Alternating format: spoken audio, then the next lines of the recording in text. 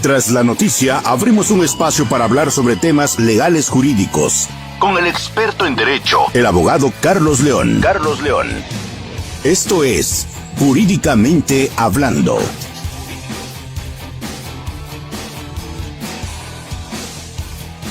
Tras la noticia, abrimos un espacio para hablar sobre temas legales jurídicos. Con el experto en derecho, el abogado Carlos León. Esto es Jurídicamente Hablando.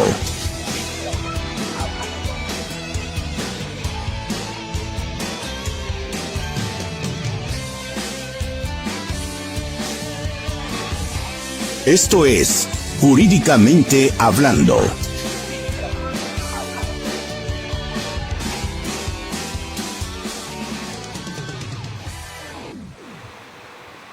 ¿Qué tal? Muy buenas tardes. Pues nuevamente nos encontramos aquí con nuestro amigo Hernán Gallo, retomando las cápsulas jurídicas después de un receso que tuvimos por la intensa actividad que estuvimos realizando en campañas, tanto nuestro amigo el licenciado Hernán Gallo, que estaba cubriendo pues a los candidatos, como un servidor que pues estaba como representante de un partido en el Instituto Electoral. Entonces pues ahorita pues ya vamos a retomar nosotros con estos temas jurídicos, y pues el día de hoy traemos por ahí un temita que creemos que se les haría muy interesante a nuestro auditorio, toda vez que son temas agrarios, que luego también hay muy poco conocimiento de estos temas. Habemos pocos abogados que llevamos esa materia, incluso en mi despacho son pocos los asuntos que llevamos. Hay abogados que pues sí se especializan en ese tema. Nosotros pues no podemos decir que somos especialistas, pero sí hemos estado llevando bastantes asuntos ya agrarios, y pues no nos ha ido tan mal en los asuntos. Entonces quisimos hablar un poquito de esos temas. Aquí lo que quisiéramos retomar nosotros pues es primero que pues todo lo agrario, todos los trámites agrarios llevan un trámite muy similar a lo que era el procedimiento laboral antes de la reforma. Entonces la materia agraria pues todavía se quedó en el derecho social que conocíamos como del 1970 para acá, y nosotros también pues ahí consideramos que debe de haber una reforma. ¿Por qué debe de haber una reforma? Porque pues ya las tecnologías pues ya nos dan para que se transforme también el derecho agrario. El derecho agrario pues sí ha habido reformas en la ley agraria, pero no sustanciales. Entonces estas reformas que nosotros consideramos que sí tendría que haber, pues sí sería el transformar todo el proceso que lleva en un juicio agrario. ¿Por qué lo decimos? Porque pues también nosotros consideramos que para tener buenos resultados en los juicios, nosotros en el despacho pues hemos visto o hemos tenido la necesidad de consultar mucho la jurisprudencia, consultar mucho lo que dice la Corte, todos los criterios que ellos tienen respecto a los juicios agrarios. ¿Y esto por qué? Porque son criterios que van surgiendo y son nuevas formas en que nosotros podemos ver el derecho y cómo se va a sustanciar el derecho. Toda vez que, como lo vengo diciendo, es una ley agraria que ya tiene bastante tiempo y que no se ha reformado en sí mucho. Entonces esas jurisprudencias pues nos ayudan a ir resolviendo. ¿Por qué? Porque el derecho pues está en constante cambio, y pues como es dialéctico el derecho, pues entonces nosotros sí tenemos que ir viendo los nuevos criterios. Y quería hablarles en específico de un tema. Como bien sabemos, en el derecho agrario para las sucesiones siempre se deja una lista. Entonces en esa lista pues se especifica quiénes son los que van a en cierta forma heredar. Es como un cierto testamento en materia agraria. Y ese testamento pues se deja una lista de ciertas personas, donde en primer lugar pues se deja a quien se pretende que se quede con el uso de esas tierras. En segundo lugar, si esa persona ya no estuviera, pues quién quisieran que en segundo término estuviera, en tercero, cuarto, etcétera. Entonces aquí pues nos basamos en esa lista, y esa lista pues se tendría que abrir, y eso causa conflicto muchas veces. ¿Por qué? Porque a veces los familiares saben que están dentro de una lista, pero pues el propietario de las tierras también está en pleno derecho de decidir si cambia, o también de decidir si no quiere conservar esas tierras y mejor venderlas o cederlas a alguien más. Y el tema que yo venía a contarles es algo de esto, que es un caso en específico donde sí había una lista de sucesores, sí sabían los sucesores quiénes eran. En este caso pues eran hermanos únicamente, pero el propietario de las tierras pues a final de cuentas decide no esperarse a que él faltara para que alguna de sus sucesores pues tuviera las tierras. Entonces decide que se las deja a uno de sus hijos, porque pues de hecho ya venía teniendo la posesión y venían sembrando las tierras, venían haciéndose cargo de las reuniones que se tienen que hacer en el ejido. Entonces esta persona pues decide enajenarlas, decide hacer un contrato de cesión de derechos. Aquí hay que hacer claros. En materia agraria nos dicen que las cesiones de derechos puede ser onerosa o no onerosa. La onerosa es cuando se entrega cierta cantidad de dinero, y en esas hay menos posibilidades de que se pueda demandar o de que alguien quiera reclamar algún derecho. ¿Por qué? Porque pues se pagó por el traslado del dominio de esas tierras. Entonces, cuando no son onerosas, que quiere decir que no se pagó una cantidad, es donde da cierto margen a que se pueda demandar alguna cuestión. Y en este caso, en el contrato pues no se estipula si es una cesión de derechos onerosa o no onerosa. En la realidad fue no onerosa, pero pues no se especifica. Entonces, aun y cuando es un contrato que fue hecho y ratificado ante un notario público, esta cuestión pues se pasó y no se especificó. Es por lo que les digo que son ciertos detalles que solo quienes llevan materia agraria pues conocen, y en la realidad o en la práctica pues sirven de mucho, y si se nos pasan pues sí causan un conflicto a futuro, porque dan apertura a que se hagan ciertos trámites. Entonces en este caso, como no lo decía de que era oneroso o no oneroso, pues se considera como no oneroso, y en realidad pues era no oneroso. Entonces abre la posibilidad a que se abra a debate y a demandas. Entonces pues los otros familiares que no fueron beneficiados con esta cesión de derechos pues abren un juicio, y en este juicio pues demandan la restitución de las tierras a quien originalmente era el propietario. Incluso lo demandan a él, persona que ya es de la tercera edad y que pues no era fácil que él pudiera comparecer a un juicio, y lo hacen pues de cierta forma a sabiendas de esta situación, y sin importar que pues ya a lo mejor sus facultades mentales no eran las adecuadas como para comparecer a un juicio. Esto nosotros consideramos que lo hacen en complicidad también de la Procuraduría Agraria, porque pues ellos están en la obligación de poner un abogado que atienda la situación de los adultos mayores cuando están siendo demandados o cuando son parte de un proceso agrario.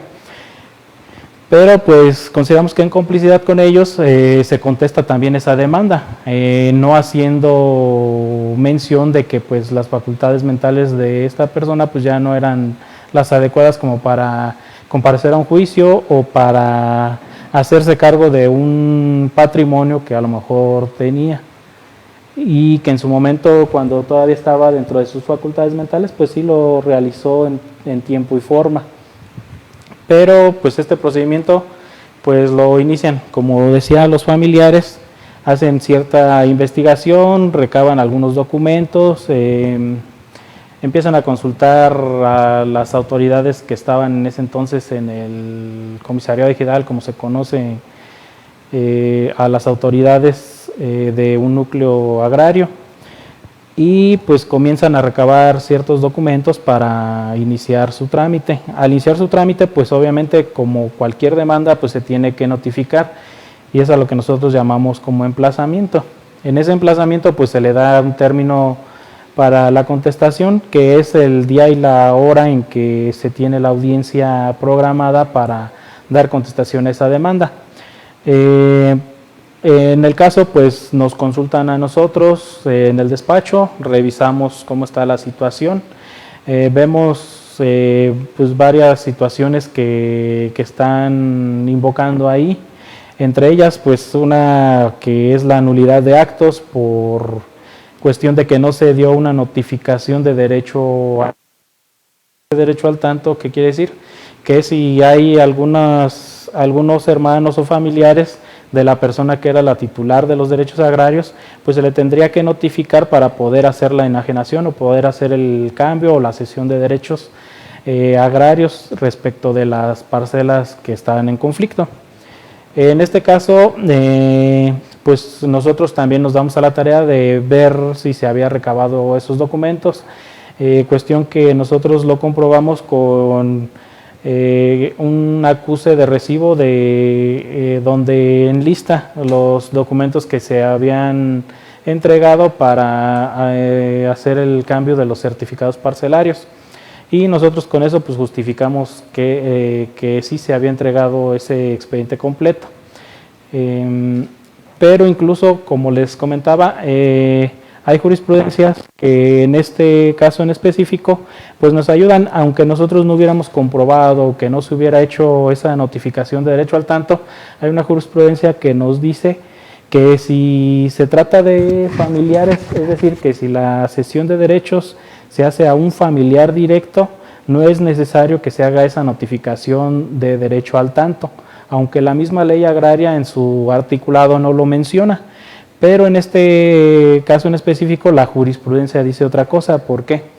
Porque la jurisprudencia dice que en la familia pues se conoce y se sabe y se tiene pues la cercanía como para saber si nuestro familiar pues nos quiere dejar o nos quiere ceder alguna propiedad o nos quiere ceder los derechos agrarios, y pues los demás no es necesario que se les notifique formalmente, sino que pues en pláticas familiares pues se conoce, o incluso pues con la comunicación que se supone que debe de haber entre las familias y la cercanía, repito, que debe de haber, pues se debe de conocer. Entonces la jurisprudencia dice que tratándose de familiares, es decir, que la cesión de derechos se haga a un familiar directo, no es necesario que él haga esas notificaciones formales de derecho al tanto, que incluso sí se hicieron, pero no es necesario, como lo repito, hay esa jurisprudencia, y es por lo que decía que se tiene que estar ya revisando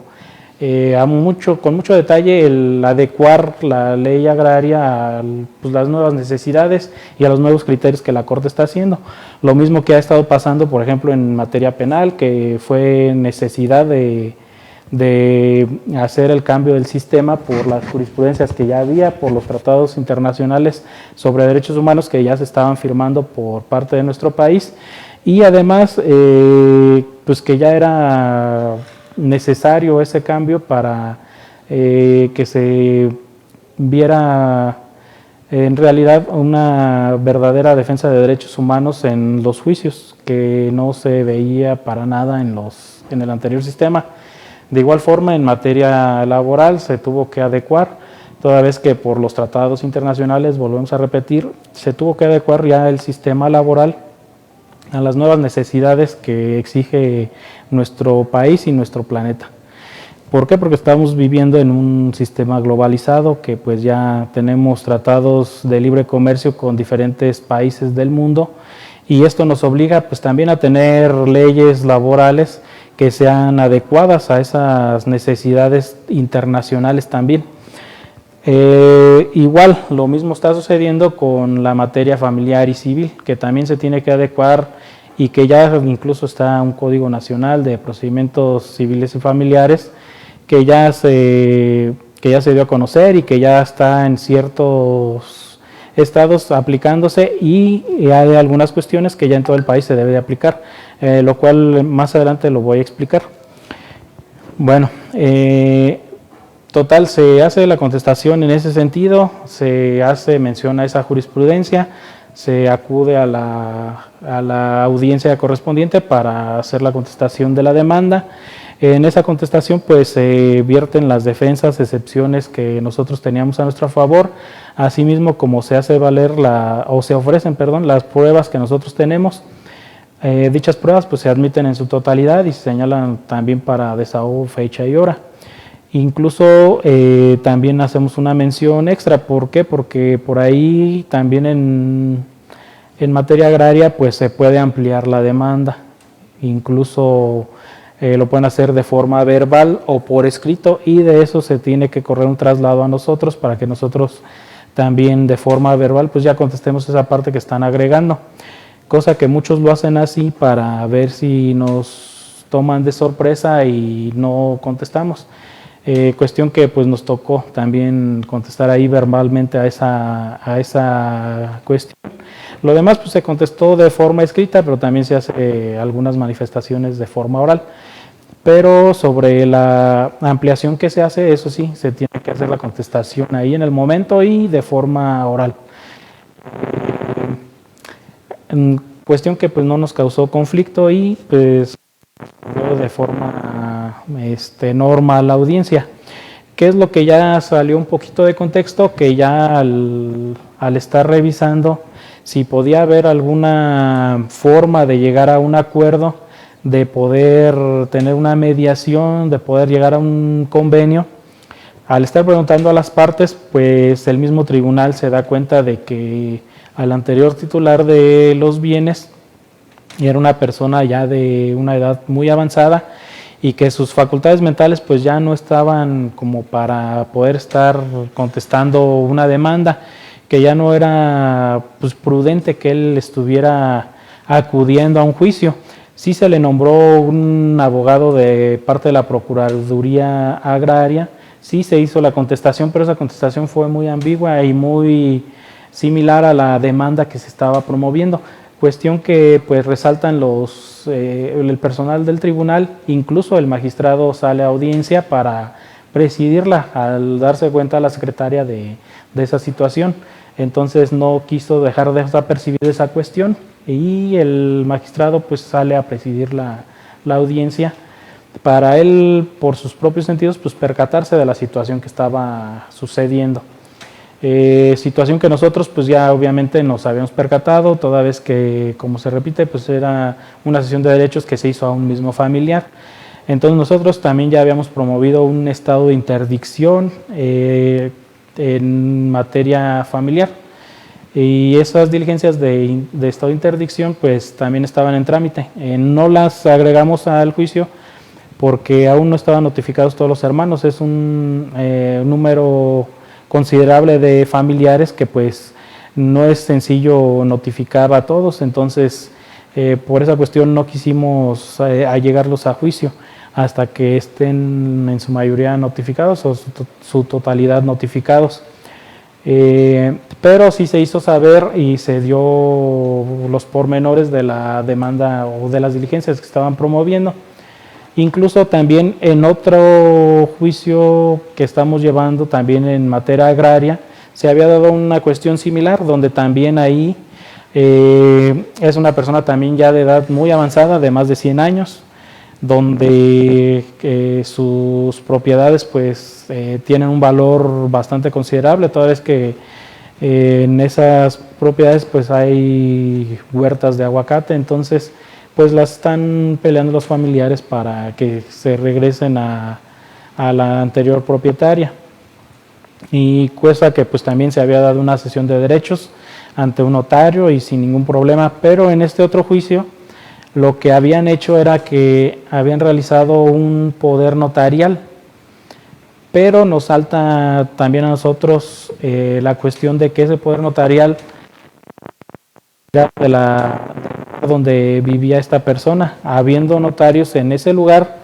no lo hacen ahí, ni siquiera en la capital, ni siquiera en ciudades cercanas donde hay notarios, sino que se van a una notaría que está en la frontera del estado, casi pegando con el Estado de México, donde pues nos hace pensar que pues el notario pues ni siquiera se dio cuenta de quién estaba realizando el poder, ni se percató de si estaba en sus facultades mentales esta persona para poder hacer dicho poder, cosa que nosotros le hacemos ver al...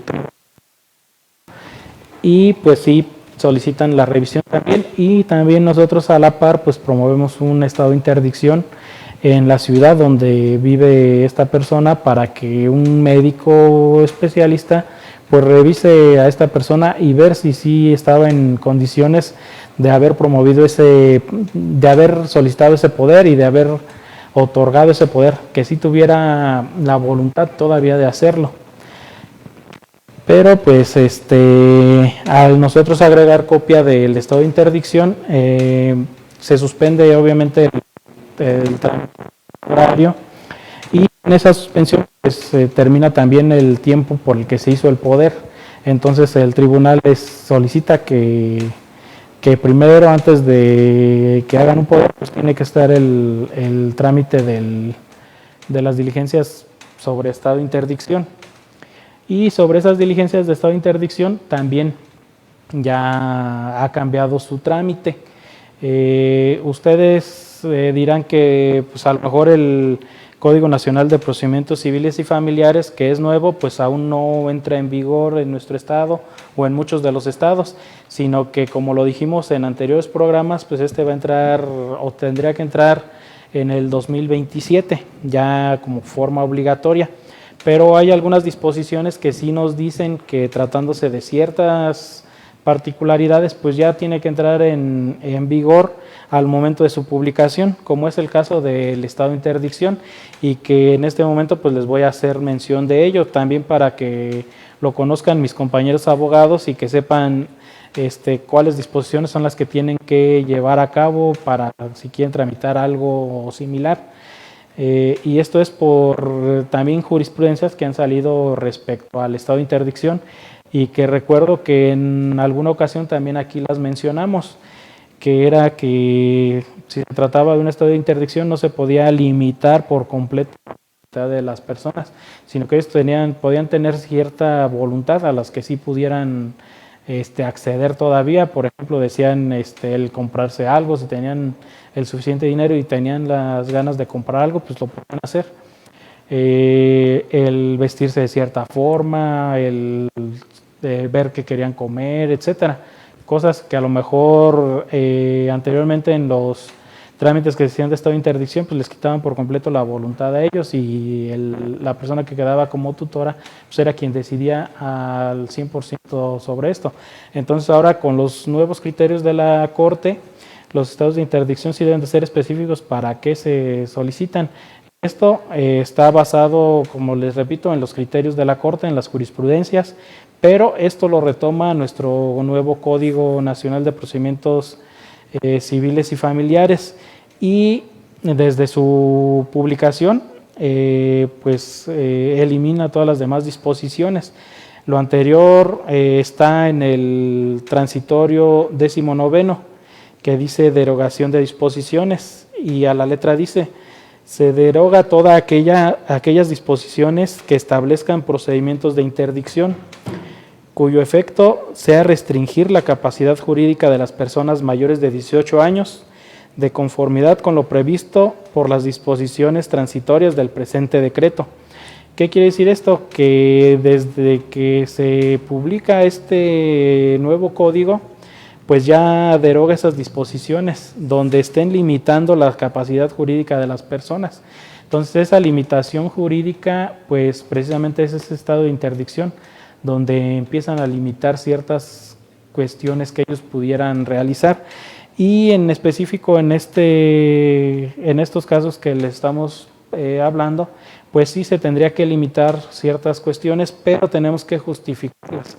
Anteriormente los estados de interdicción, pues nada más se hacía mención en los hechos de que las personas pues ya no estaban en condiciones de tomar alguna decisión, etcétera. Pero ahora pues sí se tiene que justificar el por qué se está solicitando. En estos dos casos se tiene que justificar el por qué se está solicitando el estado de interdicción, y es porque pues, se puede afectar el patrimonio de las personas, o porque ya la voluntad de ellas no es estar en un juicio, no es comparecer a contestar en un juicio, sino que a veces otras personas están decidiendo por ellos el acudir a demandar a sus propios hijos, a sus propios familiares, o otras personas están decidiendo por ellos el contestar una demanda en cierto sentido, pues, puede afectar más en un futuro. Entonces, por eso, en estos casos, pues se tiene que justificar por qué se está solicitando el estado de interdicción, y ya nos tenemos que basar a las nuevas disposiciones que nos marca el Código de Procedimientos Civiles y Familiares, el Código Nacional de Procedimientos Civiles y Familiares, y no en las legislaturas que tenemos nosotros en cada uno de los estados. Entonces, estas cuestiones es donde ya se empieza a vincular las nuevas leyes con las leyes que tenemos en otras materias y que ya ocupan renovarse. Esto porque, como les repito, ya materia agraria pues no ha sido materia de renovación, no ha habido reformas, sino que ya tiene bastante que se ha reformado.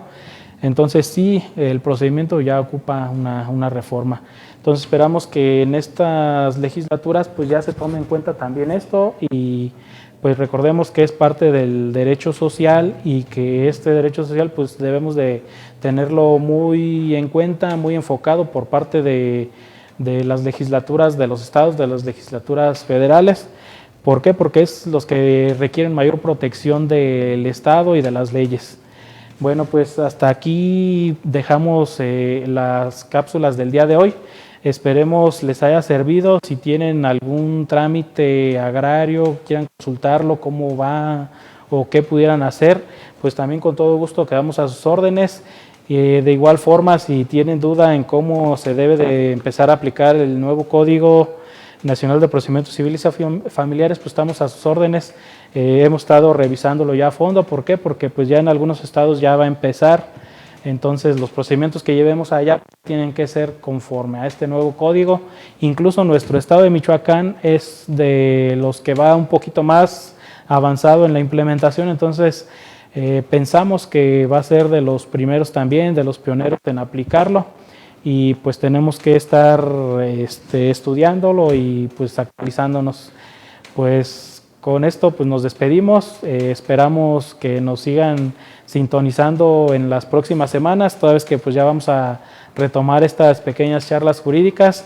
Igual vamos a tratar de invitar a más personas también, para que no sea tan monótono el estar aquí y que sea un poquito más ágil esta interacción con ustedes también. Pues nos despedimos, muchas gracias por sintonizarnos, nos vemos la próxima semana.